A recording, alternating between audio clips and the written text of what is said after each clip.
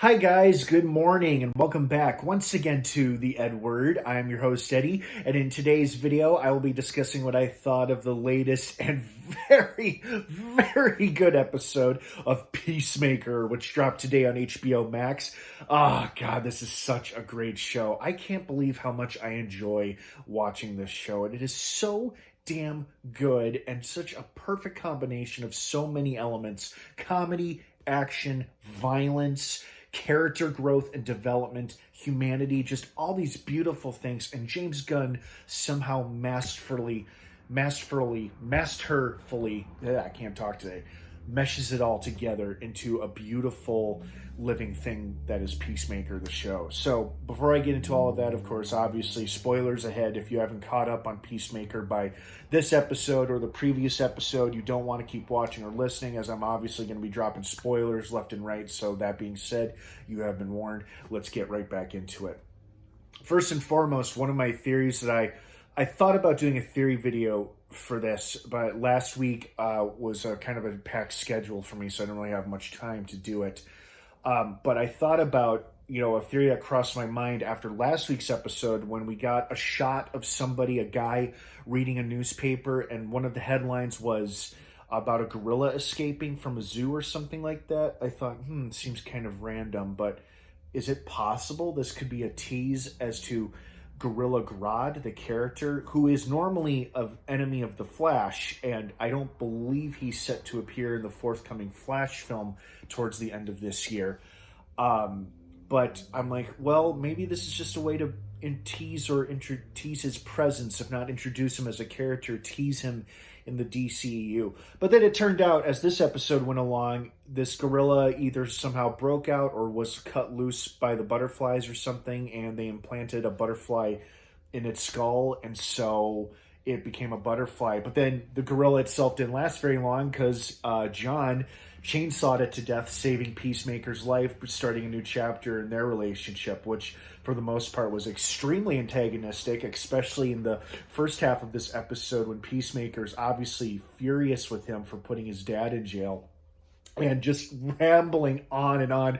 I wonder how much of that was scripted and how much of that maybe James Gunn told John C. to just improvise the hell out of it by just rattling off every celebrity name you can think of. I mean, I'm genuinely curious if that was all scripted or if that was some ad-libbing by Cena just by rambling off tons and tons of celebrity names and fictional characters. I mean, either way, it was hilarious.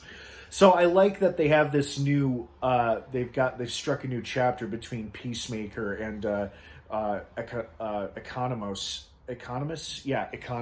or John, that he saved his life by stopping the butterfly gorilla via chainsaw. Although it was pretty funny how Vigilante was kind of spiteful, resentful of the fact that he wanted to kill somebody with a chainsaw and was denied that opportunity, at least in this episode.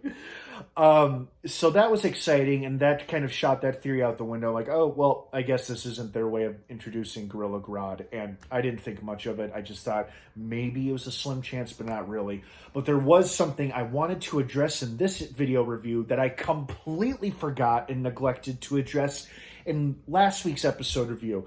Peacemaker name dropping, well, actually not name dropping, his dad's old neighbor guy, name dropping both the Riddler and Mad Hatter, who apparently exist in the DCEU somewhere. Now, obviously, we haven't met either version of either character in the DCEU in any film or television show yet, but the fact that they've name dropped him is pretty remarkable. So I guess Ben Affleck's Batman and possibly Michael Keaton's Batman, who might be taking over the Batman role from Affleck after The Flash, because Affleck's Batman might either die or get lost in the multiverse or something, which could explain why Michael Keaton will be the Batman mentor for the forthcoming Batgirl movie. I don't know, because that also features J.K. Simmons as Commissioner Gordon from both versions of Justice League. So, I don't know, it's a bit confusing, and we probably won't have any clear answers or confirmations until after The Flash comes out. So, anyway, but it was interesting that those characters got referenced, and we haven't seen either one of them appear yet, but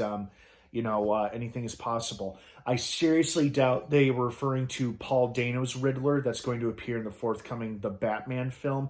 That film takes place outside of the DCU. That is just another DC film, but it's outside of the DCU because obviously Robert Pattinson is playing that version of Bruce Wayne Batman, so completely separate universe. So I wonder if that was just something that they threw in the script as just brief references to remind people, hey, this takes place in the DCU, or if it was planting the seeds for something later down the line. But it was just something I completely neglected to talk about or address in my last video, which is why I'm addressing it now. But this episode was still damn entertaining. I really loved how, at this point in the series, the team is finally starting together, starting to bond with one another, with Harcourt creating that cute little group that they're all a part of now, and how all of them seemingly approve of being in the 11th Kids Club or whatever it was, or something like that, because they all have that mutual love for that particular song or band. So that was funny. That was cute. I also loved how oh, damn it, blanking on her name now, Amanda Waller's daughter, Abadeo. See, I'm going to butcher the name too. But I love how somebody found out the truth about Clem, their boss. You know, as soon as she put that helmet on and said activate X-ray vision, I'm like, she's going to pan around and she's going to see that butterfly in the skull. And sure enough, that's exactly what happened. So now, cat's out of that bag. And how will everybody else handle it moving forward? We'll just have to keep watching and see. I also really love that exciting action sequence we got. And as soon as the woman said, hi, how can I help you? And her face blew off, like her head was blown up. I'm like, that wasn't surprising at all. As soon as he said activate X-ray vision, I knew he was going to start capping people left and right because he could see that they were butterflies and not people anymore. And sure enough, when the butterfly crawled out of that woman's skull, that is exactly what happened. So I was like, okay, yep. So that's a cool helmet. I like this Peacemaker helmet a lot with the X-ray vision because it looks badass and it's practical. You know, it can really help you literally see your enemies or see your target, especially if they're hidden like the butterflies are. So it didn't take away from the impact of her head being blown off, but I was like, okay, she's a butterfly, as are all the other people he's gunning down, presumably. Entertaining episode. Really enjoyed it. God, I really enjoy this show. And I can't wait to see what they do next. So, they've introduced a new character. I can't remember the guy's name. It's like Dan Heyerdahl or something like that. He played the Swede in the AMC show Hell on Wheels.